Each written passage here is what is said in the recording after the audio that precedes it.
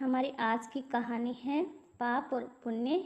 वेद व्यास और एक कीड़े की कथा। एक बार की बात है, भगवान व्यास जी कहीं जा रहे थे तो रास्ते में उन्होंने एक कीड़े को बहुत तेजी से भागते हुए देखा।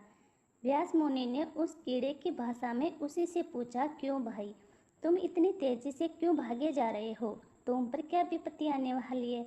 तो कीड़ा कहने लगा, हे मुनीश्वर, मैं इसलिए भाग रहा हूँ, एक बहुत बड़ी बैलगाड़ी इधर ही आ रही है, कहीं वह मुझे कुचल ना दे, इसलिए मैं अपने प्राण बचाने का प्रयास कर रहा हूँ। अपने प्राण तो सभी को प्रिय होते हैं ना देव। व्यास मुनि कहने लगे, भाई तुम तो त्रिएक योनि में पड़े हो, तुम्हारे लिए तो मर जाना ही सौभाग्य है। मनुष्य आदि मृत्यु से डरे तो ठीक है, तुम्हें इस कीट शरीर छोड़ने का इतना डर क्यों है?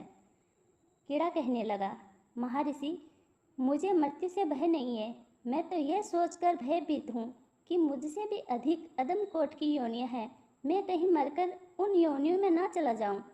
व्यास जी ने कहा, हे कीट, तुम भय ना करो, मैं तुम्हें जब तक मनुष्य शरीर में ना पहुँचा दूँ तब तक तुम्हारा जन्म जितनी भी योनियों में होगा, मैं तुम्हें उन योनियों से छुटकारा दिलाता रहूँगा। व्यास मुनि के इस प्रकार समझाने पर कीड़ा फिर से मार्ग पर लौट आया और बैलगाड़ी के पहिए से दबकर मर गया। मरने के बाद उसे कोए की योनि में जन्म मिला। कोए के बाद उसे सियार योनि में जन्म मिला।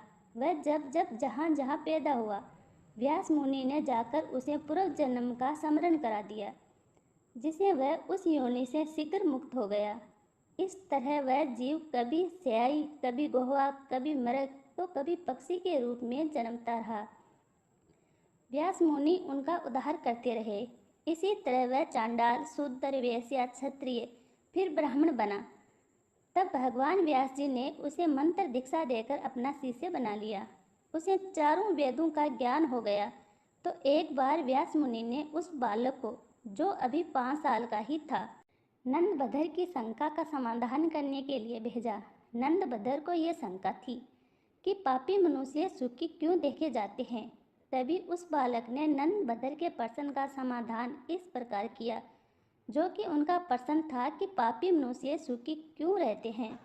जिन्होंने पूर्व जन्म में तामस भाव से दान किया है, उन्होंने इस दिन में उसी दान का फल प्राप्त किया है। कहते हैं, तामस भाव से जो धर्म किया जाता है, उसके कारण ही लोगों का धर्म में अनुराग नहीं होता, इसलिए वही लोग पापी तथा सुखी देखे जाते हैं। ऐसे लोग अपने पुण्य का फल भोगकर तामसिक भाव के कारण नरक में जाते हैं। इस बात में तन की भी संदेह नहीं है। इस संसार में 4 प्रकार के मनुष्य पैदा होते हैं। पहला वह जिसके लिए इस संसार में सुख दुर्लभ है पर परलोक में नहीं। दूसरे वो जिन्हें परलोक में सुख मिलता है पर इस लोक में नहीं। तीसरे वो होते हैं जो इस लोक में भी सुखी रहते हैं और परलोक में भी।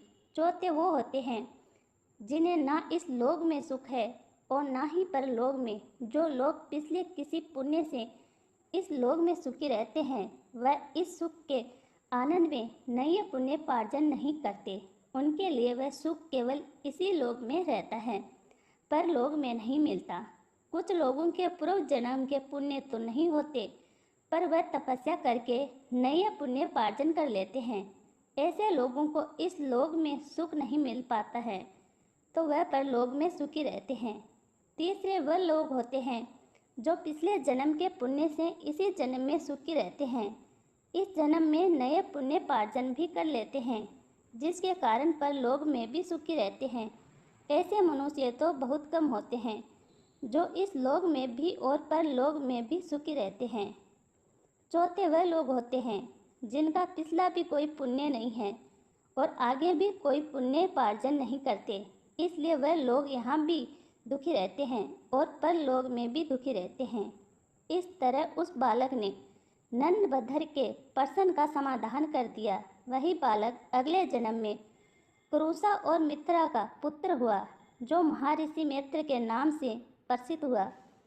हमारी आपको ये कहानी अच्छी लगी हो तो वीडियो को लाइक करें, चैनल को सब्सक्राइब करें। धन्यवाद।